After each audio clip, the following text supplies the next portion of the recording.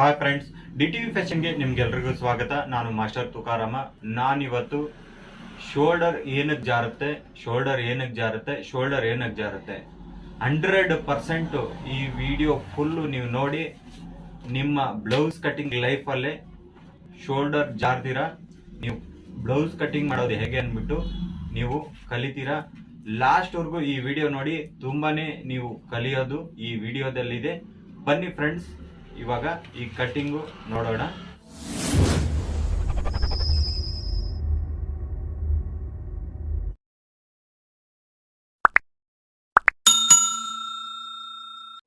ಈ ಮೆಜರ್ಮೆಂಟು ನಮ್ಮ ವ್ಯೂವರ್ ಕೊಟ್ಟಿರೋದು. ಅಣ್ಣ, ಈ ಮೆಜರ್ಮೆಂಟಿಂದ ನನಗೆ ಕಟ್ ಮಾಡಿದ್ರೆ ಏನಾದರೂ ಒಂದು ಪ್ರಾಬ್ಲಮ್ ಬರುತ್ತೆ, ಶೋಲ್ಡರ್ ಜಾರುತ್ತೆ, ರಿಂಕಲ್ಸ್ ಬರುತ್ತೆ, ಇದನ್ನು ನೀವು ಒಂದ್ಸತಿ ಕಟ್ ಮಾಡಿ ತೋರಿಸಿ ಅಂದರು. ಅದಕ್ಕೋಸ್ಕರ ನಾನು ಈ ಮೆಜರ್ಮೆಂಟಿಂದ ಕಟಿಂಗ್ ಮಾಡಿ ತೋರಿಸ್ತಾ ಇದ್ದೀನಿ. ತುಂಬಾ ಈ ವಿಡಿಯೋದಲ್ಲಿ ಕಲಿಯೋದಿದೆ. ಫಸ್ಟಿಗೆ ಬ್ಲೌಸ್ ಲೆಂತ್ ನೋಡ್ಕೊಳ್ಳೋಣ. ಬ್ಲೌಸ್ ಲೆಂತ್ 13.5 ಇದೆ. 13.5ಗೆ 14 ಇಟ್ಕೋಬೇಕಾಗತ್ತೆ. ಶೋಲ್ಡರು ಹೆಂಗಂದರೆ ಹಂಗೆ ಮೆಜರ್ಮೆಂಟ್ ತೊಗೊಂಬಿಟ್ರೆ ಕಷ್ಟ ಆಗುತ್ತೆ. 16.5 ಇದೆ. 16.5ಗೆ 15.5 ತಗೊಂಡ್ರೆ ಸರಿ ಹೋಗುತ್ತೆ. ಸ್ಲೀವ್ಸ್ ಲೆಂತು 5 ಇಂಚ್ ಇದೆ. Sleeves round 14.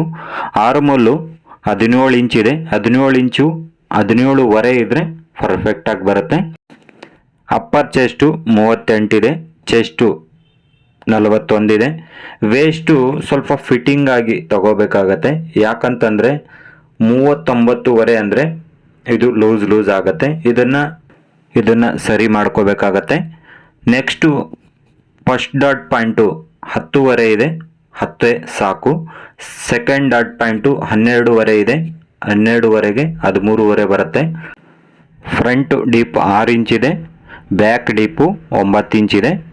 ಬನ್ನಿ ಫ್ರೆಂಡ್ಸ್, ಇವಾಗ ನೋಡೋಣ ಕಟಿಂಗು. ಫಸ್ಟಿಗೆ ನಾವು ಕೆಳಗಡೆ ಕಚ್ಚಾ ಎಕ್ಸ್ಟ್ರಾಗೋಸ್ಕರ ಫಸ್ಟಿಗೆ ಮಾರ್ಕಿಂಗ್ ಹಾಕೊಳ್ಳೋಣ. ಇದು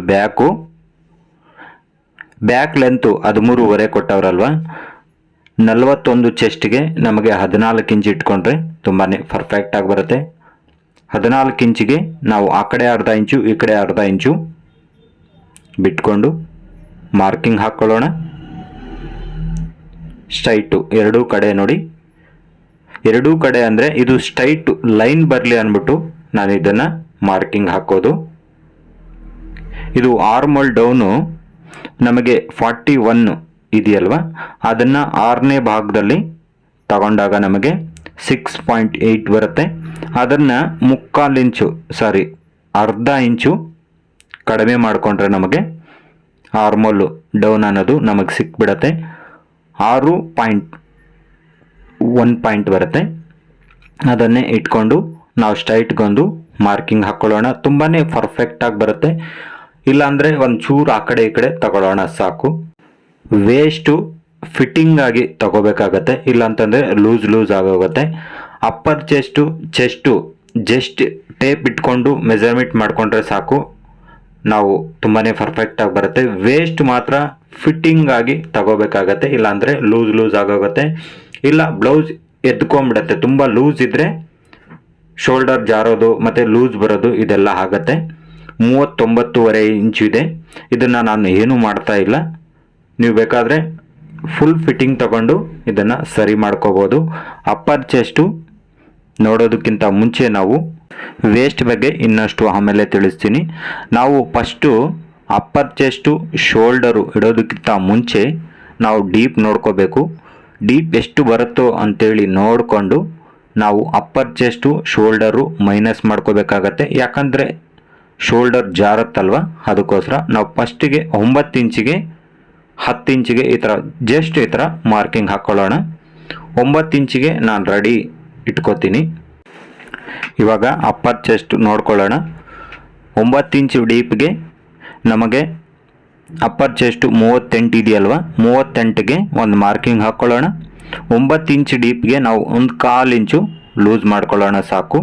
9 ಇಂಚ್ ಡೀಪ್ಗೆ ತುಂಬಾ ಪರ್ಫೆಕ್ಟಾಗಿ ಬರುತ್ತೆ. ಇದರಲ್ಲಿ ಏನು ವ್ಯತ್ಯಾಸ ಮಾಡೋದು ಬೇಡ. 9 ಇಂಚು ಡೀಪ್ಗೆ ಮತ್ತು 41 ಚೆಸ್ಟ್ಗೆ ಶೋಲ್ಡರ್ ಎಷ್ಟು ಬರುತ್ತೆ ಅಂದರೆ ನಮ್ಮ ವ್ಯೂವರು 16.5 ಇಂಚು ಶೋಲ್ಡರ್ ತೊಗೊಂಡವ್ರೆ. ಇದು ಜಾಸ್ತಿ ತೊಗೊಂಡವ್ರೆ. ಅದು ನಾವು ನಮ್ಮ ಅನುಭವದಿಂದ ನಾವು ಹೇಳ್ತೀವಿ ಇಷ್ಟು ಚೆಸ್ಟ್ಗೆ ಇಷ್ಟೇ ಬರುತ್ತೆ ಅಂತೇಳಿ. 16ವರೆಗೆ 15ವರೆ ತಗೊಂಡ್ರೆ ನಮಗೆ ಪರ್ಫೆಕ್ಟಾಗಿ ಬರುತ್ತೆ. 41 ಚೆಸ್ಟ್ಗೆ ತುಂಬಾ ಪರ್ಫೆಕ್ಟಾಗಿ ಬರುತ್ತೆ. ಯಾಕಂತಂದರೆ ನಮಗೆ ಅಂದಾಜೆ ಗೊತ್ತಾಗೋದಿಲ್ಲ. ಜಾಸ್ತಿ ಮೆಜರ್ಮೆಂಟ್ ಶೋಲ್ಡರ್ ತಗೊಂಡ್ರೆ ಕೂಡ ನಾವು ಎಷ್ಟು ಮೈನಸ್ ಮಾಡಬೇಕಂತೇಳಿ ಗೊತ್ತಾಗೋದಿಲ್ಲ. ಇದಕ್ಕೆ ನಾನು 15ವರೆ ಇಟ್ಕೊಂಡು 9 ಇಂಚು ಡೀಪ್ಗೆ ಎಷ್ಟು ಮೈನಸ್ ಮಾಡಬೇಕಂತೇಳಿ ನಿಮಗೆ ತಿಳಿಸ್ಕೊಡ್ತಾ ಇದ್ದೀನಿ ನೋಡಿ. 15ವರೆಗೆ ನೀವು ತಗೊಂಡಿರೋ ಮೆಜರ್ಮೆಂಟ್ ಪ್ರಕಾರ ನೋಡಿ 16ವರೆ ಅಂದರೆ ಇಷ್ಟು ಬರುತ್ತೆ. ಇನ್ನಷ್ಟು ನಿಮ್ಗೆ ಗೊತ್ತಾಗಿಲ್ಲ ಅಂದ್ಬಿಟ್ಟು ಜಾಸ್ತಿ ತಗೊಂಡ್ರೆ ಕೂಡ ಏನಾಗುತ್ತೆ, ನಮಗೆ 1.5 ಇಂಚು 1 ಇಂಚ್ವರೆಗೂ ಶೋಲ್ಡರ್ ಜಾಸ್ತಿ ಆದರೆ ಆಟೋಮೆಟಿಕ್ಕಾಗಿ ಶೋಲ್ಡರ್ ಜಾರುತ್ತೆ. ಯಾಕಂತಂದರೆ ಪರ್ಫೆಕ್ಟಾಗಿ ಮೆಜರ್ಮೆಂಟ್ ತಗೊಂಡಾಗ ಮಾತ್ರ ನಾವು ಇದರಲ್ಲಿ ಮೈನಸ್ ಮಾಡಿ ನಾವು ಇಷ್ಟು ಡೀಪ್ಗೆ ಇಷ್ಟು ಇಟ್ಕೊಬೇಕು ಅಂದ್ಬಿಟ್ಟು ನಮಗೆ ಗೊತ್ತಾಗತ್ತೆ. 15.5 ಇಂಚಲ್ಲಿ ನಾವು 9 ಇಂಚು ಡೀಪ್ಗೆ ಮೈನಸ್ ಯಾವ ಥರ ಮಾಡೋದಂತೇಳಿ ತಿಳಿಸ್ಕೊಡ್ತಾ ಇದ್ದೀನಿ ನೋಡಿ. 9 ಇಂಚು ಡೀಪ್ಗೆ ನಾನು ಶೋಲ್ಡರ್ ಜಾರ್ದಿರ ಯಾವ ಥರ ಮೈನಸ್ ಮಾಡಬೇಕಂತೇಳಿ ತಿಳಿಸ್ಕೊಡ್ತಾ ಇದ್ದೀನಿ ನೋಡಿ. ಇದು 3 ಇಂಚು ಡೀಪ್ಗೆ, 4 ಇಂಚು ಡೀಪ್ಗೆ, 5 ಇಂಚು ಡೀಪ್ಗೆ, 6 ಇಂಚು ಡೀಪ್ಗೆ, 7 ಇಂಚು ಡೀಪ್ಗೆ, 8 ಇಂಚು ಡೀಪ್ಗೆ, 9 ಇಂಚು ಡೀಪ್ಗೆ. ನಾವು ಇದನ್ನು ಕಾಲು ಇಂಚು ಮೈನಸ್ ಮಾಡ್ಕೊತಾ ಬಂದರೆ ನಮಗೆ ಇಲ್ಲಿಂದ ಎಷ್ಟು ಮೈನಸ್ ಆಗಿದೆಯೋ ಅಲ್ಲಿಂದ ಸ್ಟ್ರೈಟ್ಗೊಂದು ಮಾರ್ಕಿಂಗ್ ಹಾಕ್ಕೊಳ್ಳೋಣ. ಇಲ್ಲಿ 3/4 ಇಂಚಿಗೆ ಈ ಥರ ಒಂದು ಮಾರ್ಕಿಂಗ್ ಹಾಕ್ಕೊಳ್ಳೋಣ.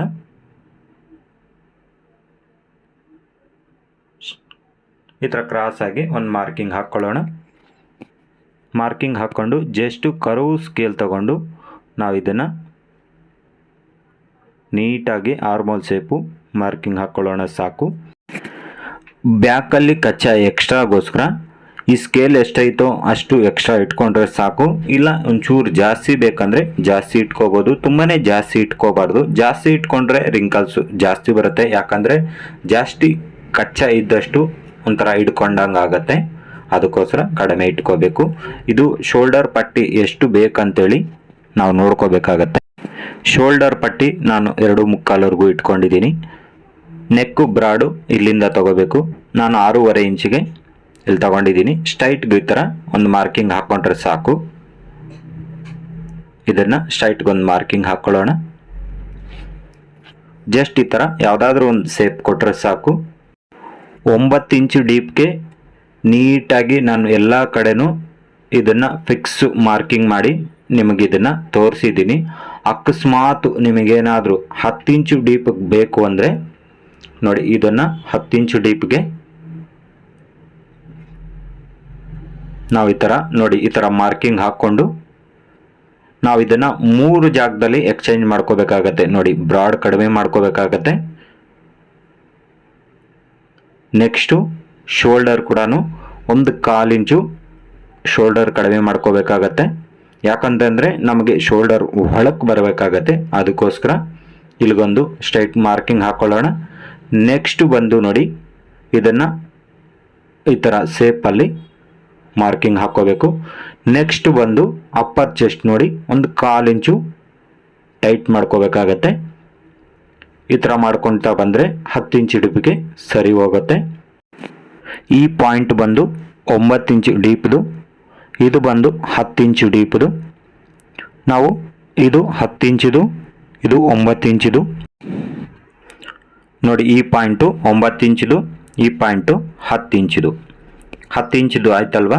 ನೆಕ್ಸ್ಟ್ ಇನ್ನೊಂದು ಸತಿ ನಮಗೆ 11 ಇಂಚು ಡೀಪ್ ಬೇಕು ಅಂದರೆ ನೋಡಿ ಈ ಥರ ಮಾರ್ಕಿಂಗ್ ಹಾಕ್ಕೊಂಡು ಯಾವುದೇ ಶೇಪ್ ಆಗಲಿ ಪರವಾಗಿಲ್ಲ, ನಾವು ಇದನ್ನು ಇದೇ ಥರ ಫಾಲೋ ಮಾಡ್ಕೊತಾ ಬರಬೇಕಾಗತ್ತೆ. ನೋಡಿ, ಇಲ್ಲಿಗೊಂದು ಇನ್ನೊಂದು 1/4 ಇಂಚು ಒಳಗೆ ತಗೋಬೇಕಾಗತ್ತೆ.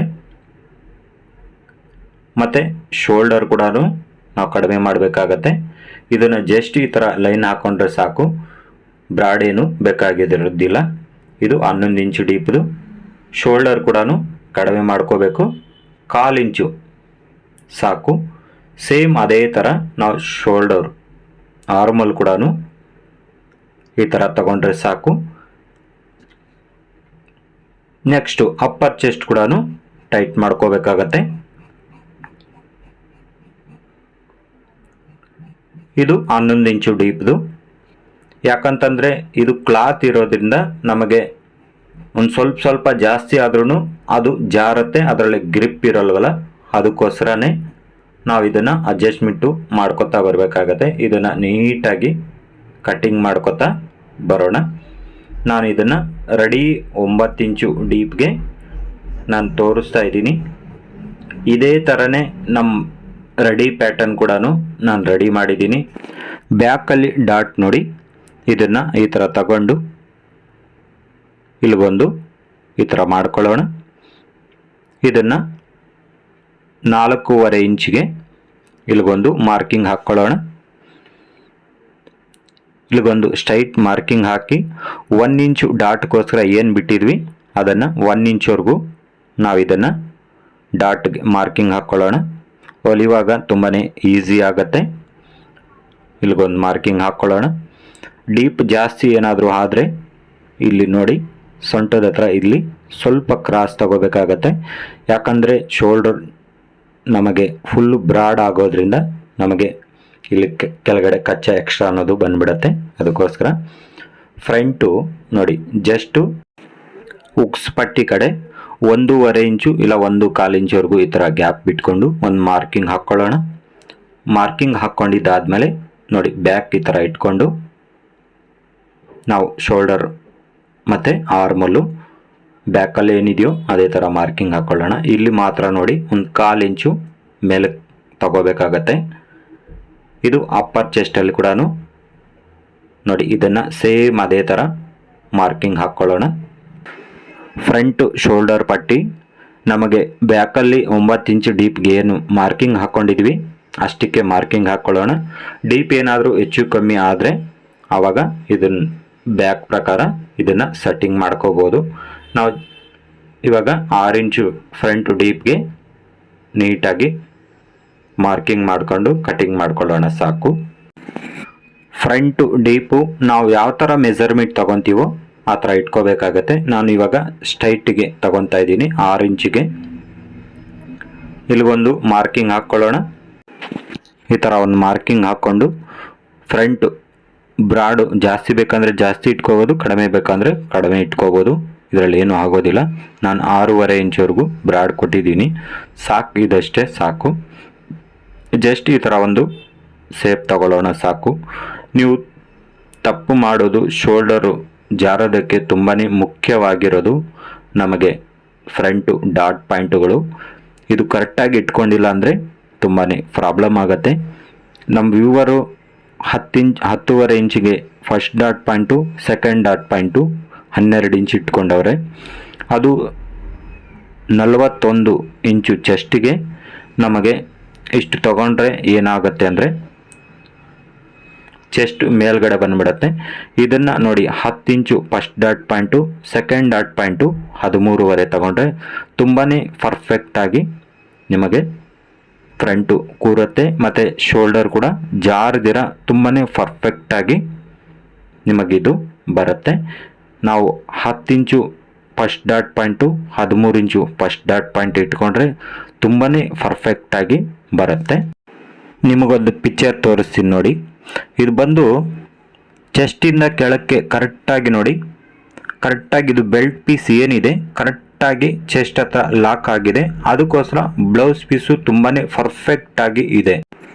ನಾವು ಮೆಜರ್ಮೆಂಟ್ ತಗೊಳ್ಳೋವಾಗಲೂ ಅಷ್ಟೇ ತುಂಬಾ ಪರ್ಫೆಕ್ಟಾಗಿ ಚೆಸ್ಟ್ ಎಲ್ಲಿ ಎಂಡ್ ಆಗುತ್ತೋ ಅಲ್ಲಿಗೆ ನಾವು ಮೆಜರ್ಮೆಂಟ್ ತಗೊಂಡು ಕಟಿಂಗ್ ಮಾಡಬೇಕಾಗತ್ತೆ.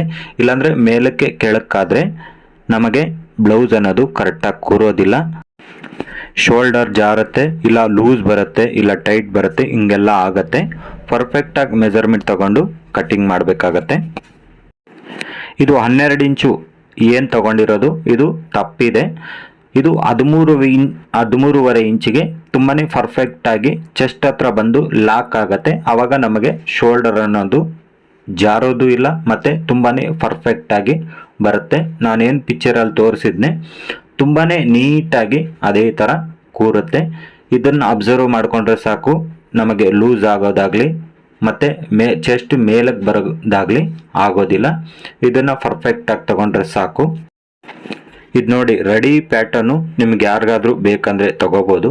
ಇದರಲ್ಲಿ 10 ಇಂಚು ಡೀಪ್ಗೆ ಎಷ್ಟು ಶೋಲ್ಡರ್ ಮೈನಸ್ ಮಾಡಬೇಕು, 11 ಇಂಚು ಡೀಪ್ಗೆ ಎಷ್ಟು ಶೋಲ್ಡರ್ ಮೈನಸ್ ಮಾಡಬೇಕು, 9 ಇಂಚು ಡೀಪ್ಗೆ ತುಂಬ ಪರ್ಫೆಕ್ಟಾಗಿ ಇವಾಗ ಏನು ತೋರಿಸಿದ್ನಿ ಅದೇ ಥರನೇ ನಿಮಗೆ ಇದು ಇರುತ್ತೆ. ಯಾರಿಗಾದ್ರೂ ಬ್ಲೌಸ್ ಕಟಿಂಗ್ ಮಾಡೋದು ಕಷ್ಟ ಆದರೆ ಇದನ್ನು ತಗೋಬೋದು. ಇದು ಶೋಲ್ಡರ್ ಕೂಡ ಅಷ್ಟೇ first dot point, second dot point ತುಂಬಾ ನೀಟಾಗಿ ಇದನ್ನು ನಾನು ಡ್ರಾಯಿಂಗ್ ಮಾಡಿ ನಿಮಗೆ ಕೊಡ್ತಾ ಇದ್ದೀನಿ. ಜಸ್ಟ್ ಇದನ್ನ ಇಟ್ಕೊಂಡು ಕಟಿಂಗ್ ಮಾಡ್ಕೋಬೋದು.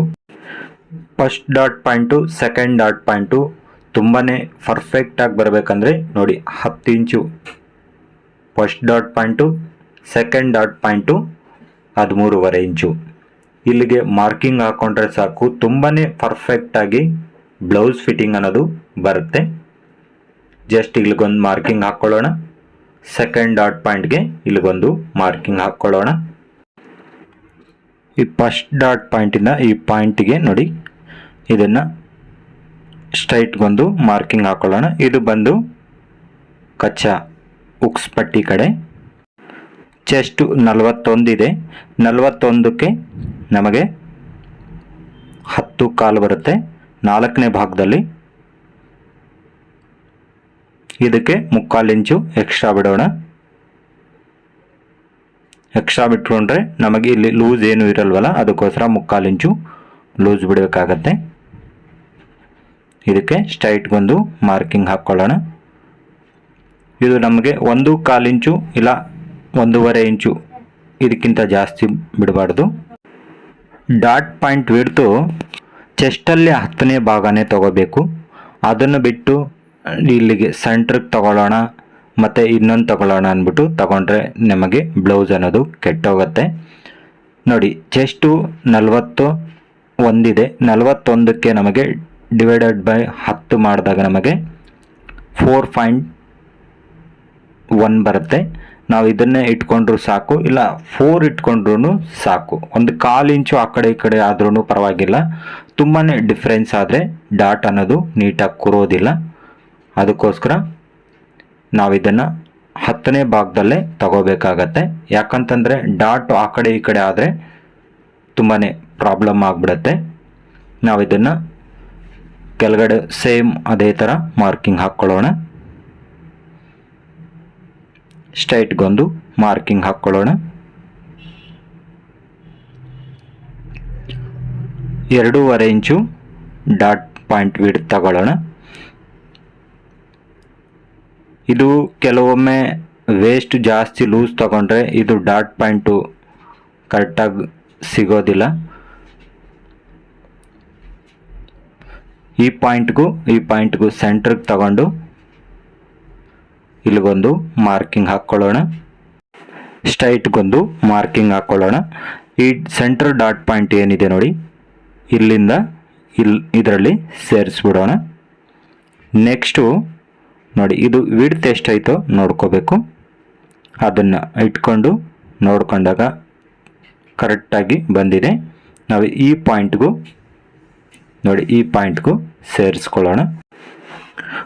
ಉಕ್ಸ್ ಪಟ್ಟಿ ಕಡೆ ಡಾಟ್ ಏನು ಕೊಡ್ತೀವಿ, ಸೆಂಟ್ರ್ ಡಾಟ್ ಪಾಯಿಂಟಿಂದ 1 ಇಂಚಿಗೆ ಮೇಲೆ ತಗೋಬೋದು, ಇಲ್ಲ 3/4 ಇಂಚ್ವರೆಗೂ ತಗೋಬೋದು.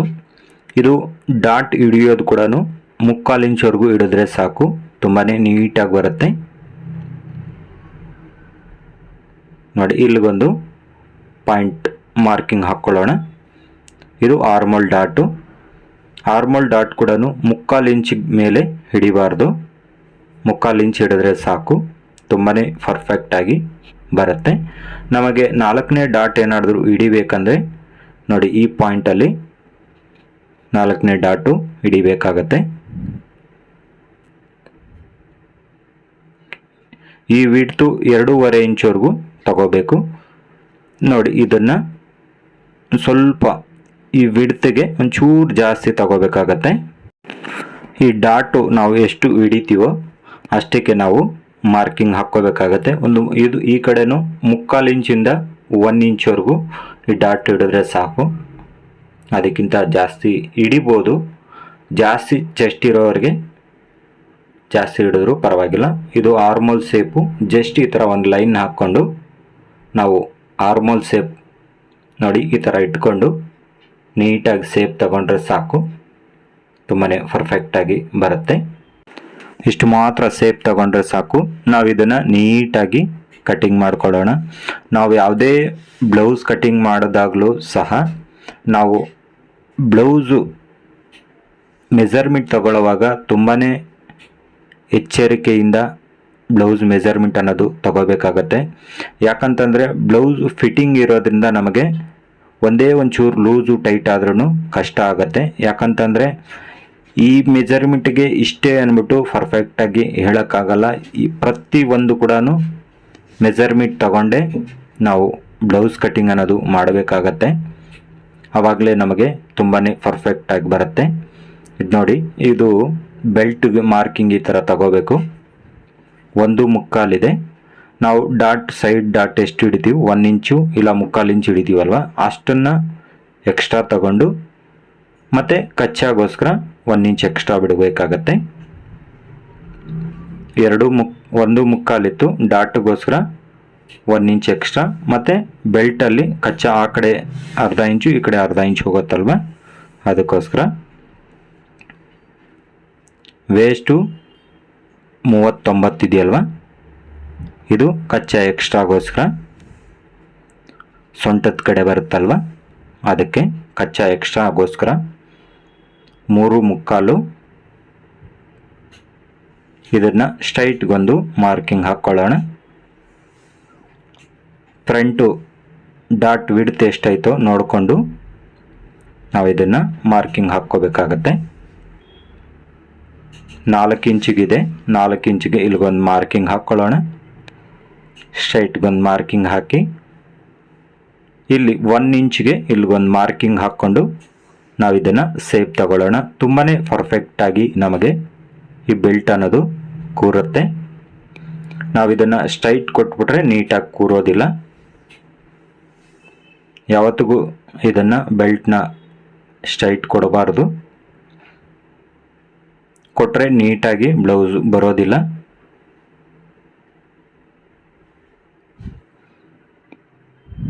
ಇದು ಬಂದು ಒಳಗಡೆ ಕಚ್ಚಾ ಏನು ನಾವು ಹೊಲಿಗೆ ಹಾಕ್ತೀವಿ ಆ ಕಡೆ ಬರುತ್ತೆ, ಇದು ಉಕ್ಸ್ ಪಟ್ಟಿ ಕಡೆ ಬರುತ್ತೆ.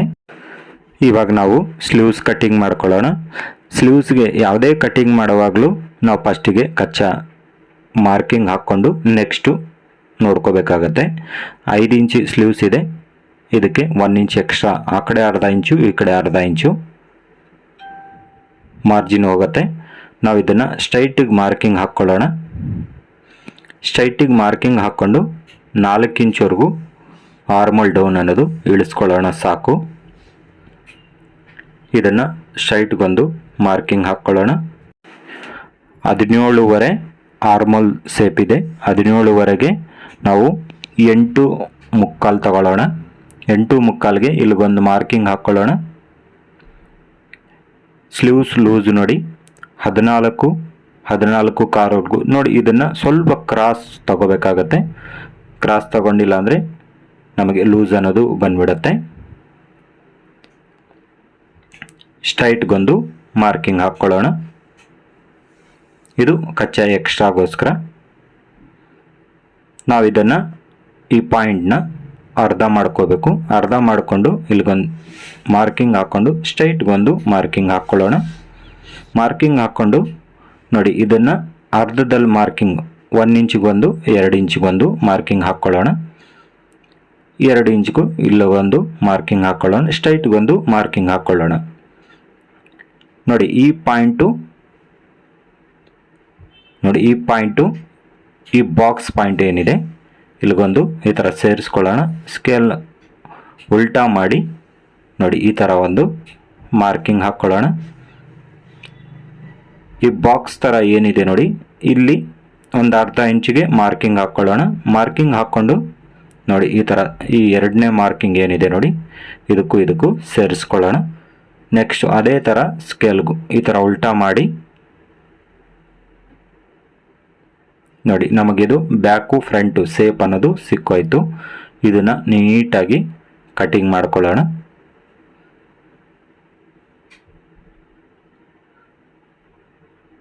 ಇದು ಕಚ್ಚಾ ಎಕ್ಸ್ಟ್ರಾ ಆಯ್ತಲ್ವ, ಅದಕ್ಕೋಸ್ಕರ ಇದನ್ನು ನೀಟಾಗಿ ಫ್ರಂಟ್ ಸೇಪ್ ಇದು ಸೇಪ್ ತೆಗಿಯೋದು ಫ್ರಂಟಿಗೆ ಬರುತ್ತೆ, ಸೇಪ್ ಇಲ್ದಿರ ಇರೋದು ನಮಗೆ ಬ್ಯಾಕಲ್ಲಿ ಬರುತ್ತೆ. ಇದು ಫ್ರಂಟು. ನೆಕ್ಸ್ಟ್ ಬರೋದು ಆ ಕಡೆ ಪೋರ್ಷನ್ ಏನಿದೆ ಅದು ಬ್ಯಾಕಲ್ಲಿ ಬರುತ್ತೆ ನೋಡಿ. ಈ ಕಡೆ ಇದು ಬಂದು ಬ್ಯಾಕ್ ಬರುತ್ತೆ ನೋಡಿ. ಇಷ್ಟೇ ಬರುತ್ತೆ ಸ್ಲೀವ್ಸು. ಇಷ್ಟು ಮಾತ್ರ ತಗೊಂಡ್ರೆ ಸಾಕು. ಇದು ಬಂದು ಬ್ಯಾಕು, ಇದು ಬಂದು ಫ್ರಂಟು. ಇದೇ ಸೇಪಲ್ಲಿ ತಗೊಂಡ್ರೆ ಸಾಕು, ತುಂಬಾ ಪರ್ಫೆಕ್ಟಾಗಿ ಬರುತ್ತೆ. ನೋಡಿದ್ರಲ್ಲ ಫ್ರೆಂಡ್ಸ್,